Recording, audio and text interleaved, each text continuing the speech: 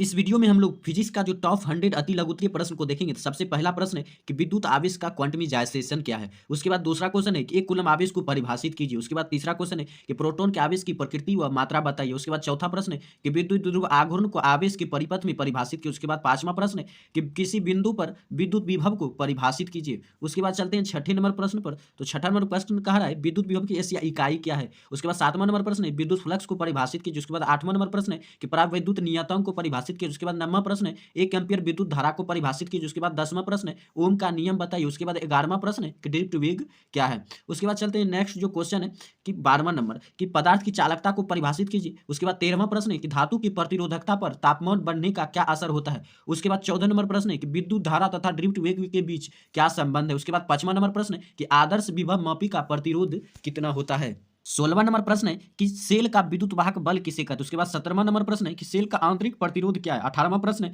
कि धारा अल्पंश के लिए बायो सावर्त का नियम बताइए। 19वां प्रश्न है कि चुंबकीय क्षेत्र की इकाई क्या है। उसके बाद 20वां प्रश्न है कि परिनालिका द्वारा उत्पन्न चुंबकीय प्रेरण का मान क्या होता है। उसके बाद 21वां प्रश्न है कि चुंबकीय क्षेत्र बी में v वेग से चल रहे आवेश के ऊपर कितना चुंबकीय बल लगेगा। उसके बाद चलते हैं 22वां नंबर क्वेश्चन पर। 22वां नंबर क्वेश्चन कहा जाए 22वां नंबर क्वेश्चन कहता है निर्वात या शून्य के पारगम्यता का मान क्या होता है। उसके बाद 23वां नंबर प्रश्न है कि एक टेस्ला में कितने गॉस होते हैं। उसके बाद 24 प्रश्न है कि एम्पियर का नियम बताइए। 25वां प्रश्न है कि फैराडे के विद्युत चुंबकीय प्रेरण का नियम बताइए। उसके बाद 26वां प्रश्न है कि लेंस का नियम बताइए। उसके बाद 27वां प्रश्न है कि चुंबकीय फ्लक्स का ऐसी इकाई क्या है। एसआई इकाई क्या है। उसके बाद 28वां नंबर प्रश्न है कि भंवर धारा क्या है। भंवर धारा क्या है। उसके बाद चलते हैं नेक्स्ट क्वेश्चन पर। नेक्स्ट क्वेश्चन है कि 29 नंबर स्वप्रेरण गुणांक क्या है या उसको परिभाषित कीजिए। उसके बाद 30वां नंबर प्रश्न है कि अन्योन प्रेरण गुणांक को परिभाषित कीजिए। 31वां प्रश्न है विद्युत चुंबकीय मंदन क्या है। 32वां प्रश्न है ट्रांसफार्मर का क्या कार्य है। 33वां प्रश्न है क्या किसी ट्रांसफार्मर के द्वारा एक दैशिक धारा की वोल्टता बढ़ाई जा सकती है। उसके बाद 34वां नंबर प्रश्न है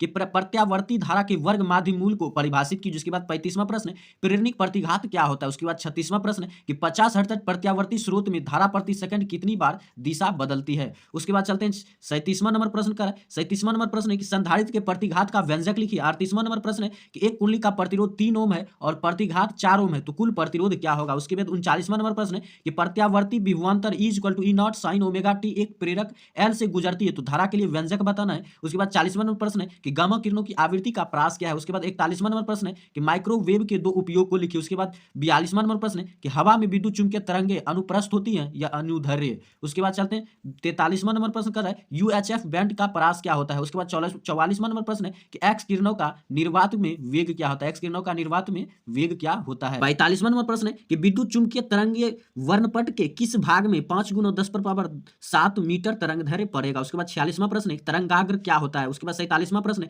हाइगेन का सिद्धांत बताइए। 48वां प्रश्न है कि प्रकाश के कला संबद्ध तरंग स्रोत क्या होते हैं। उसके बाद 49वां प्रश्न है समपोषी व्यतिकरण के लिए दो तरंगों का पत्यंतर क्या होगा। उसके बाद 50वां प्रश्न है कि एक वर्णीय प्रकाश क्या होता है। उसके बाद चलते हैं नेक्स्ट क्वेश्चन पर कि 51 नंबर क्या है। 51 नंबर में प्रकाश का विवर्तन क्या होता है। 52वां प्रश्न है कि ब्रूस्टर का नियम बताइए। उसके बाद 53वां प्रश्न है कि पाथांतर और कलांतर में क्या संबंध है। 54वां प्रश्न है कि समतल ध्रुवित प्रकाश क्या होता है। 55 नंबर का प्रश्न है कि फ्रिज की चौड़ाई का क्या अर्थ होता है। उसके बाद 56 नंबर प्रश्न है कि उपाक्षीय किरणें क्या होती हैं। उसके बाद 57 नंबर प्रश्न है 57 नंबर जो प्रश्न है वो है गोलीय दर्पण के फोकस दूरी और गोले की त्रिज्या के बीच क्या संबंध होता है। उसके बाद 58 नंबर का प्रश्न है पूर्ण आंतरिक परावर्तन के क्रांतिक कोण को परिभाषित किया। उसके बाद 59वां नंबर प्रश्न है कि स्नेल का नियम बताइए। 60वां प्रश्न है कि लेंस की क्षमता की परिभाषा दें। 61वां प्रश्न है कि प्रकाश का विक्षेपण क्या होता है। 62वां प्रश्न है लेंस निर्माता सूत्र लिखें। उसके बाद 63वां प्रश्न है प्रिज्म में विचलन का कोण क्या होता है। उसके बाद 64वां प्रश्न है प्रकाश की गति के परिप्रेक्ष्य में अपवर्तनांक की परिभाषा दें। 65वां प्रश्न है कि प्रकाश का परिकिरण क्या होता है। 66वां प्रश्न है कि निकट दृष्टि दोष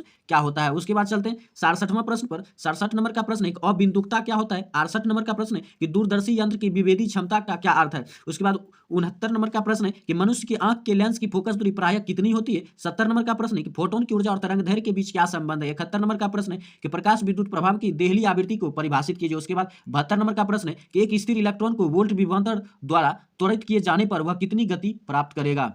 उसके बाद चलते हैं 73 नंबर का प्रश्न है कि निरोधी विभव की परिभाषा दे। निरोधी विभव की परिभाषा दे। 74 नंबर प्रश्न है यदि किसी कण का संवेग p हो तो उसका डी ब्रोगली तरंगदैर्घ्य क्या होगा। 75 नंबर का प्रश्न है कि प्रकाश विद्युत प्रभाव की देहली आवृत्ति का कार्यफलन के साथ क्या संबंध है। उसके बाद 76 नंबर का प्रश्न है कि अल्फा कण का द्रव्यमान कितना होता है। 77 नंबर का प्रश्न है संघट प्राचल की परिभाषा दी। 78 नंबर का प्रश्न है आयनीकरण की ऊर्जा की परिभाषा दी। 79 नंबर का प्रश्न है कि बोर का क्वांटमीकरण शर्त क्या होता है। उसके बाद 80 नंबर का प्रश्न है गामा किरणें क्या होती हैं। उसके बाद चलते हैं 81 नंबर प्रश्न। 81 नंबर प्रश्न है कि बंधन ऊर्जा का क्या अर्थ है। 81 नंबर का प्रश्न है बंधन ऊर्जा का क्या अर्थ है। 82 नंबर प्रश्न है रेडियोधर्मी नाभिक के क्षय अंक की परिभाषा दीजिए। 83 नंबर प्रश्न है क्षय अंक और अर्ध आयु में क्या संबंध है। 84 नंबर का प्रश्न है कि द्रव्यमान क्षति क्या है। 85 नंबर का प्रश्न है कि अर्धचालक क्या होता है। उसके बाद 46 नंबर का प्रश्न है अपद्रव्यी अर्धचालक क्या होता है। 87 नंबर का प्रश्न है होल किसे कहते हैं। उसके बाद चलते हैं 88 नंबर पर। 88 नंबर है डायोड का अभिलाक्षणिक वक्र खींचे। उसके बाद 89 नंबर का प्रश्न है अग्र अभिनत संधि क्या है। उसके बाद 90 नंबर का प्रश्न है कि प्रकाश उत्सर्जक डायोड क्या होता है।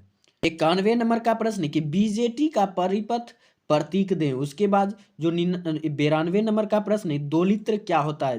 93 नंबर का प्रश्न है कि नंद गेट क्या होता है। नंद गेट क्या होता है। उसके बाद 94 नंबर का प्रश्न है कि वामन वेश विन्यास में सिग्नल निवेश किस टर्मिनल द्वारा होता है।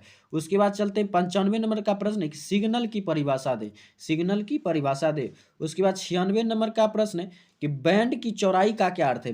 बैंड की चौड़ाई का क्या अर्थ है। 97 नंबर प्रश्न है आयनोस्फीयर क्या है यानी आयन मंडल क्या है। उसके बाद 98 नंबर प्रश्न है किसी रेडियो बैंड को आयनोस्फीयर परावर्तित करता है कैसे उस बताना है। उसके बाद 99 नंबर प्रश्न है कि आयाम मॉड्यूलन क्या है। उसके बाद 100 नंबर प्रश्न है आयोम डीमोडुलन क्या है। तो इस तरह से ये 100 प्रश्न अगर आप याद कर लेते हैं तैयारी कर लेते हैं तो आपका एक भी क्वेश्चन बाहर नहीं जाएगा।